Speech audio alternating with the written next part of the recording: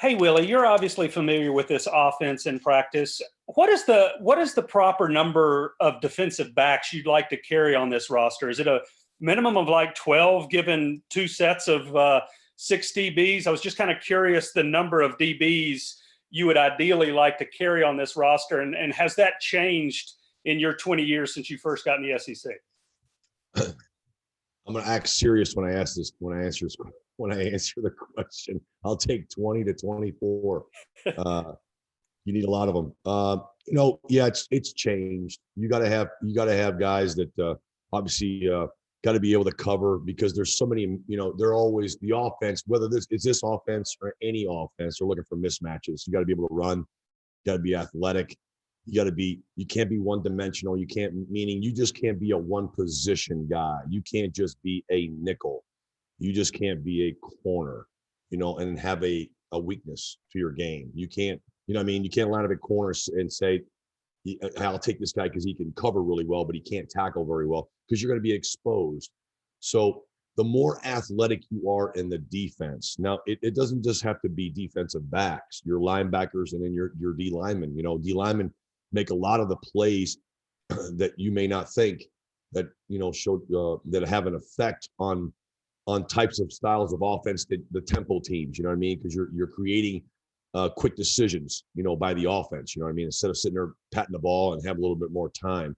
So to answer the question, yeah, you got to have at least, you start off by, you have to be able to play when you want to, six defensive backs, six guys that can actually cover, play man. That's on the field when you want it. Ideally, it's probably more like five. Okay, where you're playing with it depends on what you're playing too, because we're so multiple. We're playing 3-4, we're playing a 4-3. The more multiple you are on defense now, I think where you can have the same personnel on the field but give you all different kinds of looks. I think that's an advantage. That's something that we're looking at and we're evaluating every day, guys that we can keep on the field but be multiple in positions. Yeah, I like to have a lot, at least three deep at each position on the back end. I think everybody on our defense would like that, starts up front. And has that changed real quick since you first got in the SEC as far as numbers? Yes, absolutely. Because you want more. Again, you want guys that can play multiple positions. Okay, a defensive end is just not a rush end. He's also a strong end.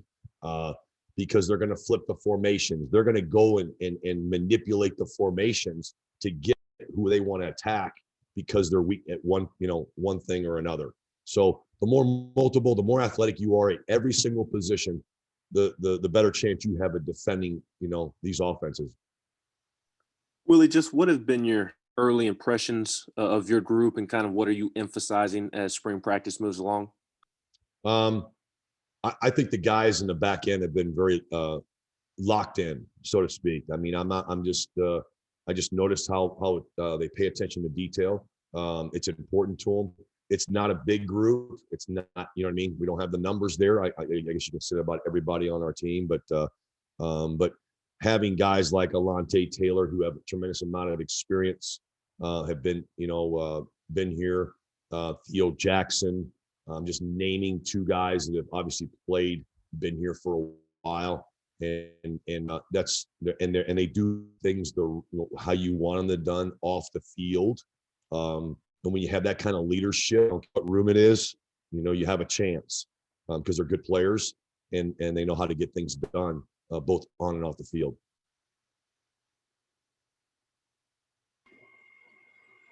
David Oven and Jimmy Himes. Well, who are some guys that you feel like have stood out so far for you in the first 6 practices of spring? You talking about on the back end? Yeah, and at corner. Obviously we're still evaluating, and to be able to signal out one guy, because I think each guy at each position has really had some okay days, and then obviously improvement. I can say that about every position, whether it's corner, whether it's the nickel star position, or the safeties. So to signal out one guy, again, I'll go back and what I just said. You know what I mean? I like their mindset. I like how they're locked in. It seems it's important to them. I don't know how good we are, but as long as they're paying attention to details and what they do off the field matters, when they get on the field. That's really what I'm the effort, the attitude, the communication. Those are the things you're kind of, evaluating right now that you want to see on a consistent basis. And it's not perfect. I know that. We all know that, but the intentions are there. And, we just went through our 6th practice, maybe a little sluggish today, started slow, finished strong, and in parts of it, so we still don't know how to grasp, going from, period 1 all the way through period 20, how many periods we have, 25, so trying to show some consistencies in each period, it's trying to get over the part, if you did start off slow, just like a first quarter, you know what I mean? Being able to find a way to continue to work at it and look for ways to succeed on the back end of it or in the fourth quarter, like we like to say there at the end of practice. Willie, there seem to be wide receivers that are getting taller and taller. Do you try to recruit taller cornerbacks? Yes, just in general, length, like you want to start off with length. And that was Jimmy, right? Yes. Yeah, Jimmy, it's you got to be able to match up. If you go, not that we wouldn't recruit a smaller defensive back that's obviously talented and has all the things that, if you are going to go, if you're going to not go a longer DB or a taller DB, then that guy better have all the intangibles. He better be able to run. He better be able to explosive, tackle, jump, be athletic enough to make a bunch of plays when the ball's in the air.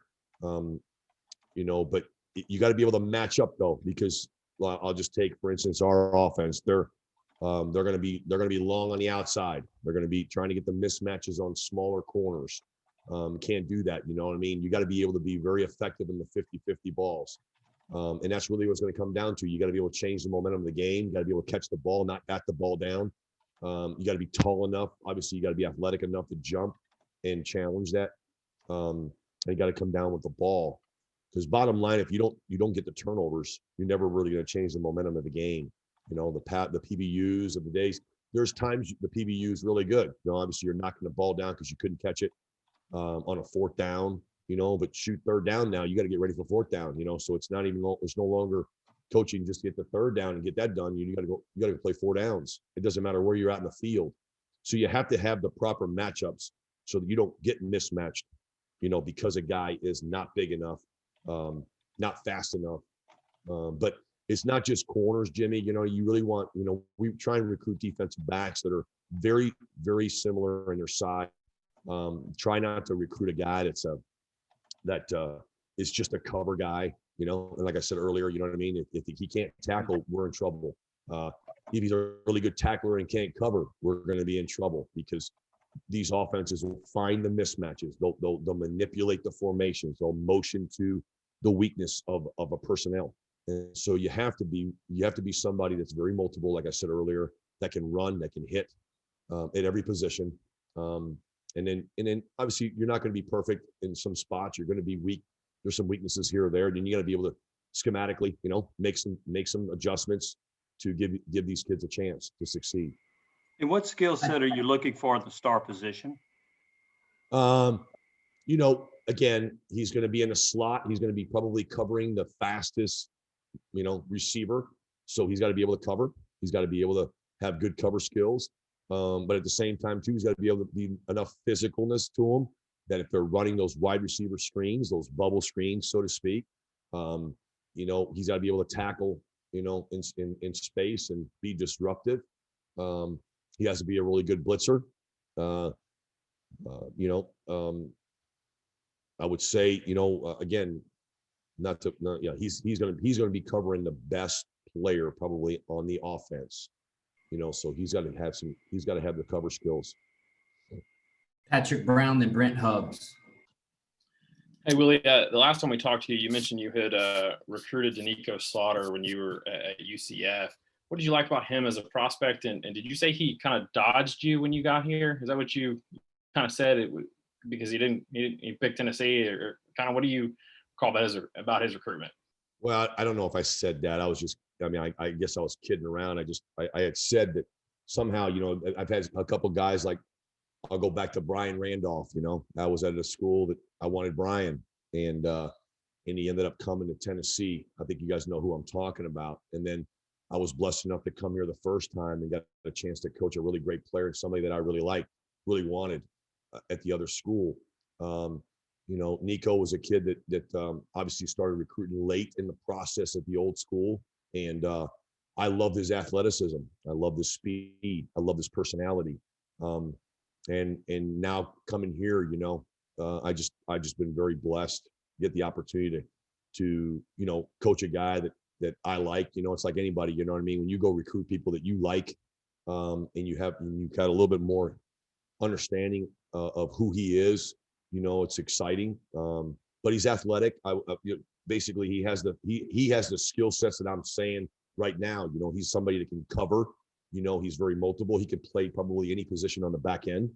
And I'm talking about corner, star, nickel, safety. He can tackle. He's physical. He can cover. He's got some speed. He's smart. He's got a great personality hey, look, let's go on to the next play. He does really well with disappointment, with some mistakes. So I know he's young and he's still got to develop, but those are pretty good skills. Those are pretty good personalities to have, traits. Willie, two things. One, you've talked about being multiple on defense. Where are you guys in installing this defensive system across the board, in particular in the back end? And then two, what maybe has surprised you the most about this group through 6 practices? We're still trying to evaluate what we do best. When I said we're multiple, we're not locked into one scheme. Obviously Coach Banks, and a lot of the coaches on this side of the ball, tremendous experience, and ideas and the ideas that we come up with, we're kind of putting it all together, and trying to figure out too the strengths and weaknesses, of the personnel that we have and where can we go with it. But we really don't know what we're going to do, from a standpoint of what we're going to lean on, we're going to do more of. But we will be multiple, and we've done that so far, whether we're playing, split safety defenses, single high defenses, pressure, whether we're playing 3 down, whether we're playing 4 down, we're doing it all. So, and just trying to figure out what we have, what's the strengths and weaknesses of our personnel. I'm sorry, your second question was?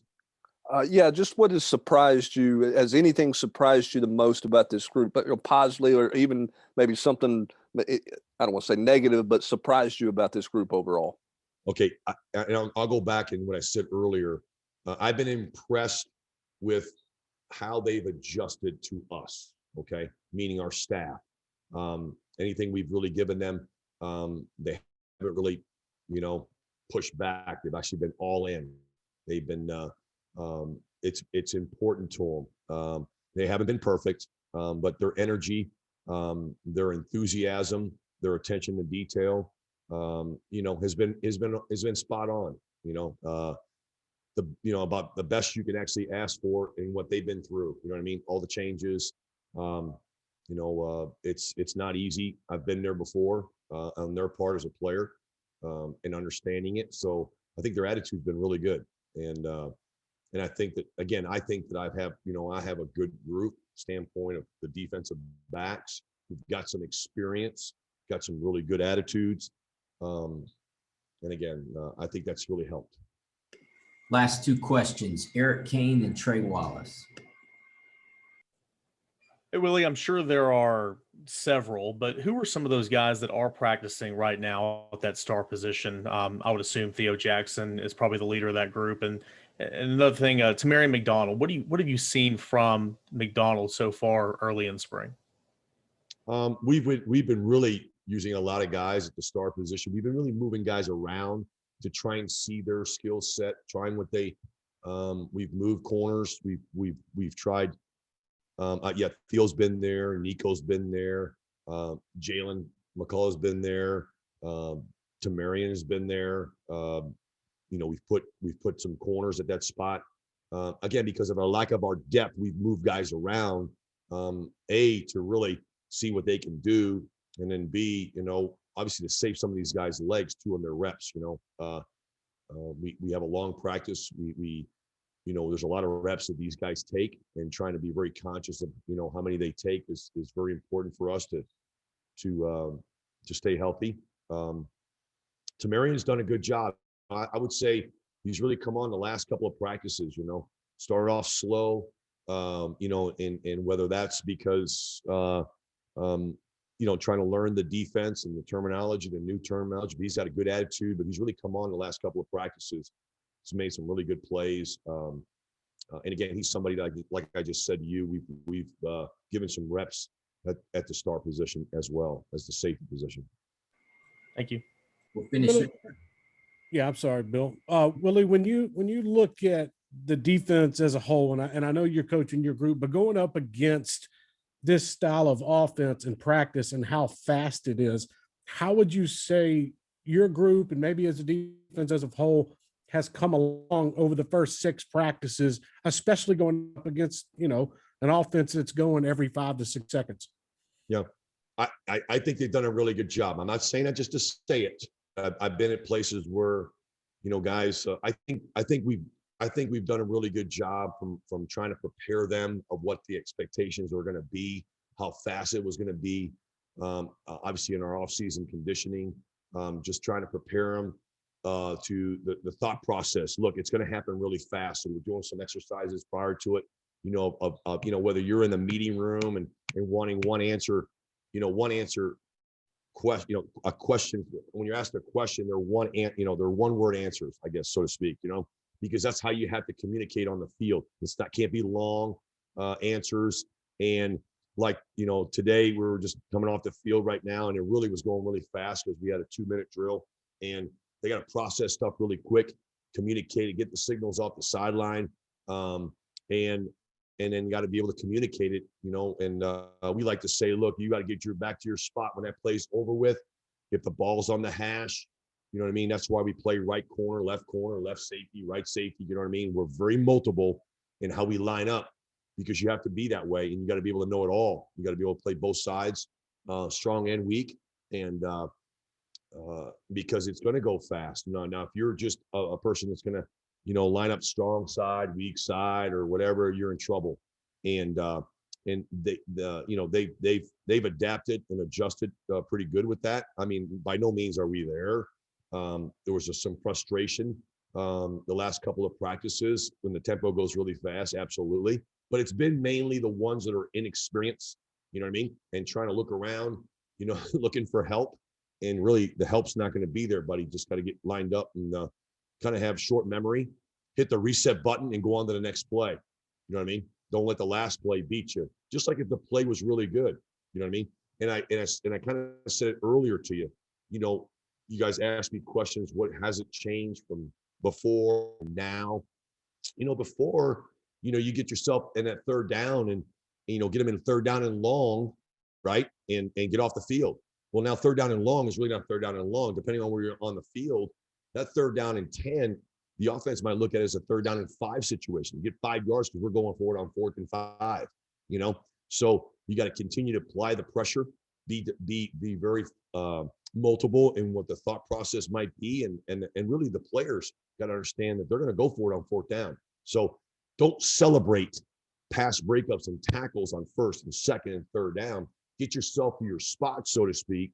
Get yourself prepared, right? Because you might think you might be getting on the field. These guys are going warp speed, and they're getting lined up and getting ready to. And that's really where you get hurt, is that guys think that the series is going to be over, and not really. So get yourself in the play routine. We like to say, identify the first thing when that play's over with. Get your eyes on the sideline. Identify that down and distance first and foremost, and then find out what the call is, so that you can sit there and decipher and have some kind of an idea in about 5 to 10 seconds when they line up in this formation based off our call. What was it that we've been game planning for, to find out the strengths and weaknesses? You know what I mean? I know I'm probably talking too much, but that's really and they're doing a pretty good job of it. It's not where it needs to be, but definitely it's improving. Thank you, Coach, for your time.